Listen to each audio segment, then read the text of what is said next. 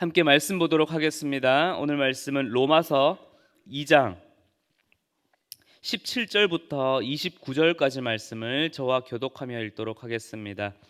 로마서 2장 17절부터 29절까지 말씀입니다.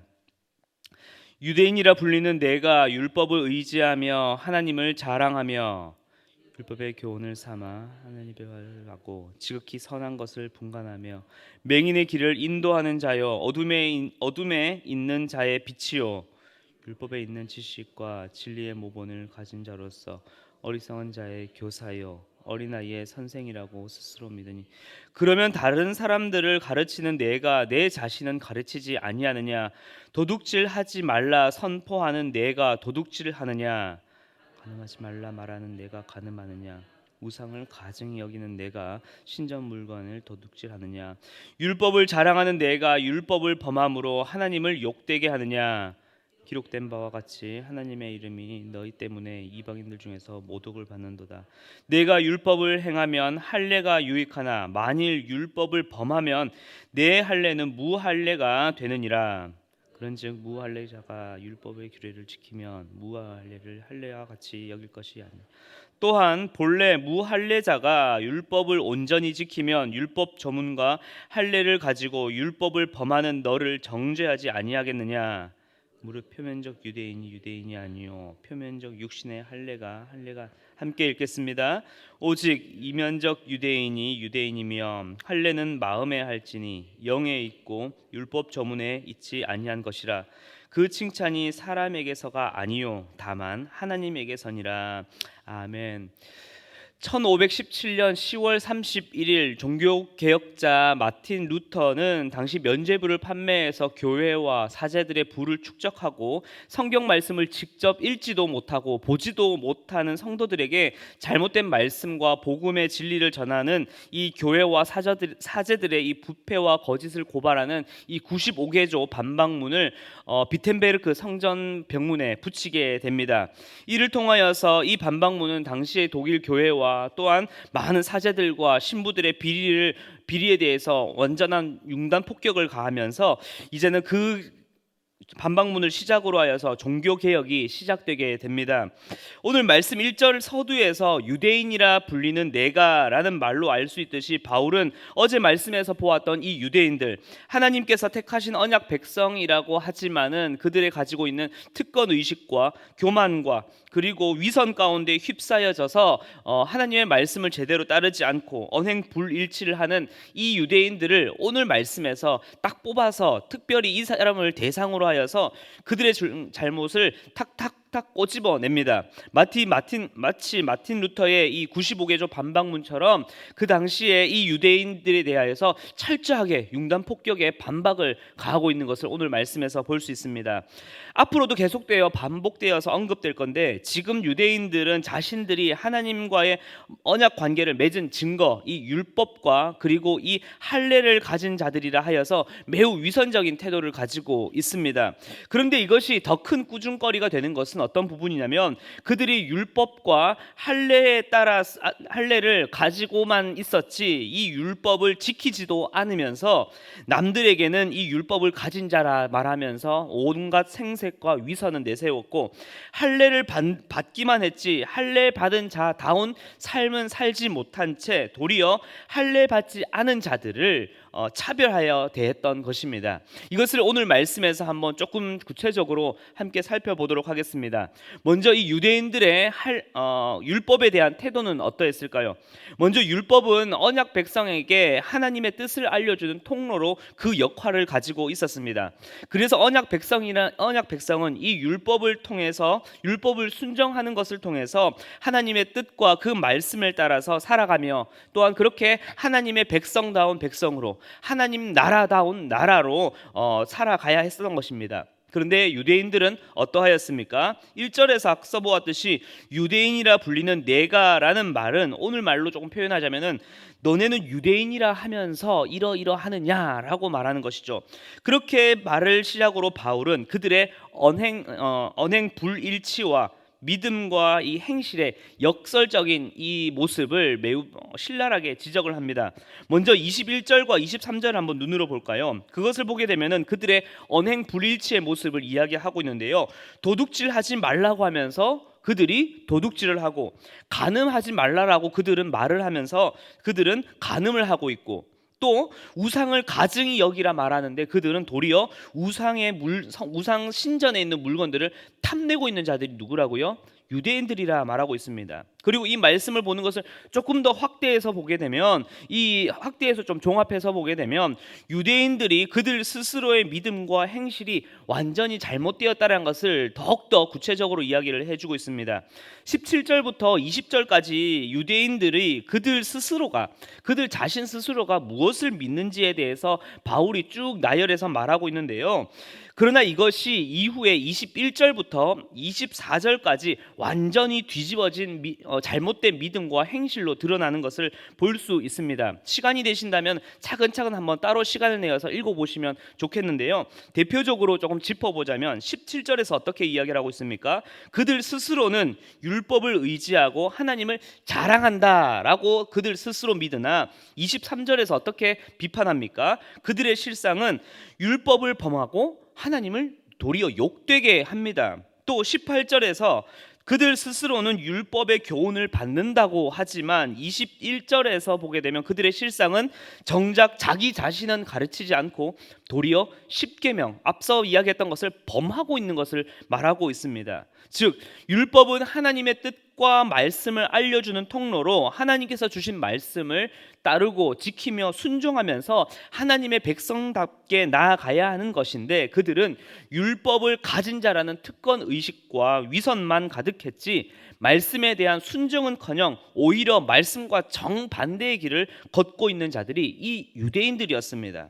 두 번째로 한번 보겠습니다. 두 번째로 유대인들의 할례에 대한 태도는 어떠했습니까?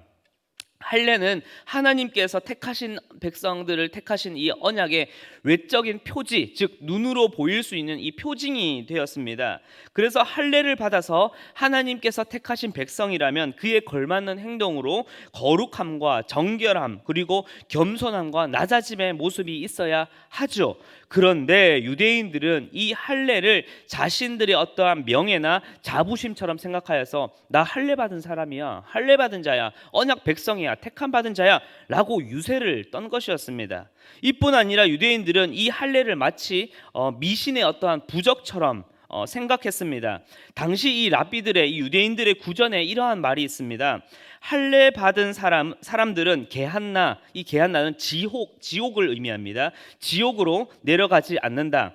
할례는 이스라엘을 게한나에서 지옥에서 구원해 줄 것이다 라는 이러한 말이 있었듯, 유대인들은 이 할례의 표지가 그들을 하나님의 백성으로 구원해 줄 것이라 잘못된 미신으로 믿고 있었다는 것입니다. 이러한 잘못된 확신과 위선 속에 있는 자들에 대해서 바울은 어떻게 신랄하게 그들을 비판합니까? 25절 말씀을 보게 되면 바울은 우선 인정할 것은 인정합니다. 그래, 내가 율법을 행하면 그 할례는 유익하다라고 말하며 할례가 거룩하고 택함 받은 자로서의 이 표징으로 그 역할이 있다라는 것은 인정합니다. 그러나 그 다음이 중요하죠.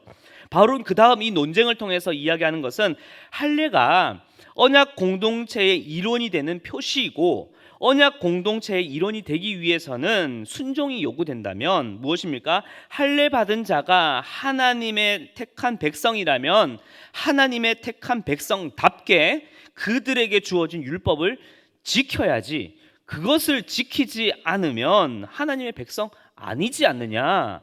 너희가 표지를 받았으면 그 표지 받은 대로 그대로 살아야지, 살지 않으면 하나님의 백성이 아니지 않느냐라고 말합니다. 반대로 율법을 행하는 순종이 있다면 할례를 받지 않았어도 그것이 진짜 할례 받은 자의 모습이 아니냐, 그것이 곧 할례 받은 자 아니냐라고 비판하는 것입니다. 이렇게 좀 쉽게 정리를 할 수 있겠습니다. 할례에서 순종을 빼면 무할례자, 할례 빼기 순종은 무할례. 반대로 무할례에서 순종을 더하면 할례. 네, 이렇게 정리를 할 수 있겠습니다. 결국 이것의 핵심은 무엇입니까? 참된 하나님의 백성됨과 그 표지는 할례를 받는 것도 아니고 율법을 가진 것도 아니며 할례와 율법의 이 둘 다에서 요구하는 무엇이요? 순종하는 것, 하나님의 말씀에 순종하는 그 행위가 그 핵심 중심에 있다라는 것입니다. 다시 말해서 할례를 받았다고 해서 불순종하는 자가 구원을 받는 것도 아니며, 반대로 말씀 율법에 순종하는 자가 할례를 받지 않았다고 해서 구원이 취소되는 것이 아닌, 진짜 핵심은 무엇이다? 눈에 보이는 표면적인 것이 아니라 그 이면적인 것, 내 마음의 할례, 그리고 내 중심에서 비롯된 순종이라는 것입니다. 그것이 가장 중요하고 중심이 된다라는 것입니다. 그렇다면 이제 이 말씀을 이제 우리의 삶에 한번 적용해 봅시다. 여러분, 정말로 하나님의 말씀을 참된 진리이며 복음이라는 것을 믿으십니까? 그리고 그 말씀을 따라 살기를 원하십니까? 그렇다면 혹시나 내 안에 말씀이, 난 이렇게 말씀 오랫동안 10년, 20년, 30년, 40년 믿어왔던 사람이야. 또 나 성경 이렇게 많이 5독, 10독, 100독 했어. 또 난 이렇게 신학도 배웠고 난 이렇게 말씀에 대해서 연구를 했다는 것이 나를 소개하며 나를 드러내고 또 나를 다른 사람들에게 인정받기 위한 과시용이나 전시 상품처럼 남는 그러한 말씀이 되지 않기를 기도합니다. 그리고 하나님의 말씀이, 내 안에 있는 하나님의 말씀이 타인의 죄와 믿음을 자르고 갈라내고 도려내는, 또 그렇게 가르치려고 하는 흉기와 같은 칼이 되지 않길 기도합니다. 반대로 이제는 그 말씀이 하나님 앞에서 나의 죄의 연약함, 나의 부족함을 잘라내고 또한 나를 가르치고 나의 연약한 부분을 도려내는 수술의 칼이 되길 간절히 기도합니다. 이제는 나아가 날마다 하나님의 말씀 앞에 어떻게 해요? 또다시 엎드려지고 낮아지며 말씀이 이제는 나를 비춰보는 거울이자 내 삶의 지표가 되어서 하나님의 말씀을 내 삶에 끊임없이 반성하고 점검하며 이제는 말씀에 온전히 순종하고 따르는 여러분들이 되시길 간절히 기도합니다. 그 다음으로 여러분의 신앙을 보여주는 외적 표지는 무엇입니까? 외적으로 나의 신앙을 한번 보여주는 외적인 표지들은 어떤 것들이 있겠습니까? 가장 먼저 우리의 말 속에서 느껴지는 것은 직분이 있겠죠. 집사로, 또한 장로로, 권사로, 목사로. 또 무엇이 있을까요? 외적으로 드러나는 것. 자칫 하나님에 대한 순종과 마음의 중심보다 내 위선과 내 자랑이 앞서게 되면 때로는 지금 이 자리에 있는 것도, 이 새벽 기도에 나와 있는 것도 나의 믿음을 보여주는 외적 표지로 변질될 수 있습니다. 또 하나를 짚어보자면 내가 웃으면서 흘려내 보이며 말하는 나의 교만이 묻어있는 말들.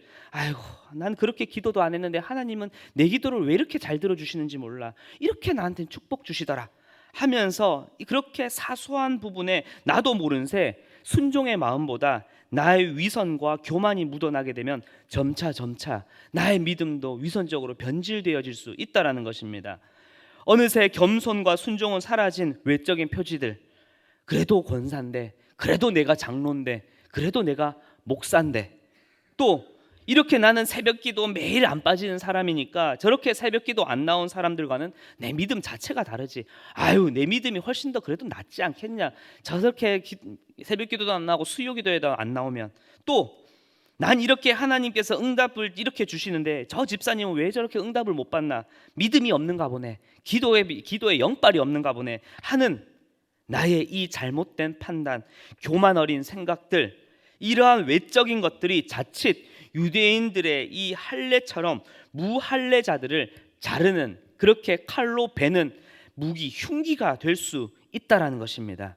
여러분, 눈으로 드러나고 사람에게 칭찬받는 믿음 생활과 열심이 우리를 하나님의 백성으로 세워가는 신앙에 도움이 되고 이롭기도 합니다. 그렇습니다. 눈에 보이는 우리의 신앙의 행위들이 우리의 신앙 성장에 도움이 되기도 합니다. 그러나 하나님의 백성으로서의 참된 신앙이 그저 눈에 보이는 것으로만으로 정의되지는 않습니다. 그것으로 결정되지도 않습니다. 가장 중요한 것은 무엇입니까? 내 마음의 중심, 오직 하나님께서 지켜보시고 하나님께서 판단하시며 하나님께서 칭찬하시는 우리의 마음의 할례와 내 중심에서부터 드리는 온전한 순종이, 그것이 하나님께서 여러분들에게 바라고 기대하시고 요구하시는 것입니다. 사랑하는 성도 여러분, 유대인들에게 율법과 할례는 많은 사람들과 이방인들에게 너무나 큰 자랑거리였고, 자부심으로 그들에게는 어찌 보면은 가장 안전을 주는, 안전하다 말해줄 수 있는 것들이었으나, 도리어 하나님 앞에서는 그 자랑과 자부심이 하나님 앞에서는 가장 큰 교만이었고 위선이었고, 그들을 무너뜨리는 가장 위험한 것이었습니다. 어떠한 물건이든 어떠한 도구든 어떻게 얼마나 두고 보느냐가 중요한 것이 아니라, 얼마나 바르게 다루고 어떻게 지혜롭게 사용하느냐가 중요한 것입니다. 말씀을 마무리하겠습니다. 예수 그리스도를 믿음으로 말미암아 하나님의 자녀가 된 여러분, 이제 하나님께서 우리에게 주신 하나님의 말씀과 이것을 믿는 믿음을 유대인들의 이 교만함과 위선의 자리에 두는 것이 아니라, 이제는 하나님의 그 뜻과 목적대로 다루길, 하나님의 그 뜻과 말씀대로 바르게 사용되고 지혜롭게 이용되길 간절히 기도합니다.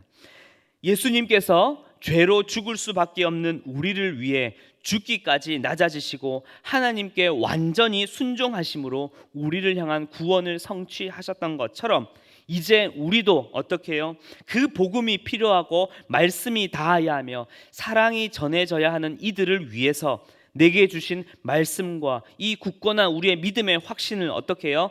내 삶의 온전한 겸손과 순종으로 이루며, 그들에게 이제는 정말로 위선과 교만의 어떠한 신앙인의 모습이 아니라 하나님 앞에 그리스도처럼 더 철저히 낮아지며 철저히 겸손하여 그 말씀의 성취를, 하나님의 말씀을 이제는 내 삶에 온전히 이루어 나가시는 여러분들이 되길, 그리고 오늘 하루가 되길 간절히 기도하겠습니다. 함께 기도하겠습니다. 사랑의 주님, 주님께서는 죄로 죽을 수밖에 없는 우리를 위해 죽기까지 낮아지시고 완전히 순종하심으로 우리를 향한 그 구원을 이루어 나가셨는데, 주님, 우리는 어느새 그 하나님의 말씀을, 그 복음을 가진 자로 살아가지만 그저 가지고만 있는 자로 살아가고 있진 않았습니까? 나는 이렇게 집사가 되었다, 나는 이렇게 장로가 되었다, 나는 이렇게 권사와 목사가 되었다라고 하는 그 교만과 위선 속에 그저 멈춰버린 신앙 앞에 그 모든 율법 과 할례라는 이 외적 표지가 나에게 그저 위선적인 모습으로만 남아있진 않았는지 주님 용서하여 주시옵소서. 이제는 철저히 그 나의 교만함과 위선들을 주님의 십자가 앞에 다 내려놓고, 이제는 하나님께서 우리에게 주신 말씀과 나에게 주신 이 외적 표지들을 이제는 사람에게 보이기 위해서가 아니라 하나님께서 온전히 바라보시고 하나님께 칭찬받고 하나님께서 판단하실 만한 모습으로 이제는 내 마음을 다하여, 내 중심을 다하여 마음의 할례를 드리고, 온전히 내 중심에서 일어난 순종으로 그리스도께서 우리를 위해 낮아지시고 순종하신 그 모습처럼 내가 이제는 철저히 더 낮아지고 겸손하여지며, 이 말씀을 통하여 무할례자들과 같은 아직 복음을 듣지 못하고 아직 하나님께 나오지 않은 자들을 위해 더 귀하게 쓰임받는, 그들에게 그리스도의 사랑을 전할 수 있는 내가 될 수 있도록 주여 나를 붙잡아 주시고 역사하여 주시옵소서. 감사를 드리며 살아계신 예수 그리스도의 이름으로 기도드렸습니다. 아멘.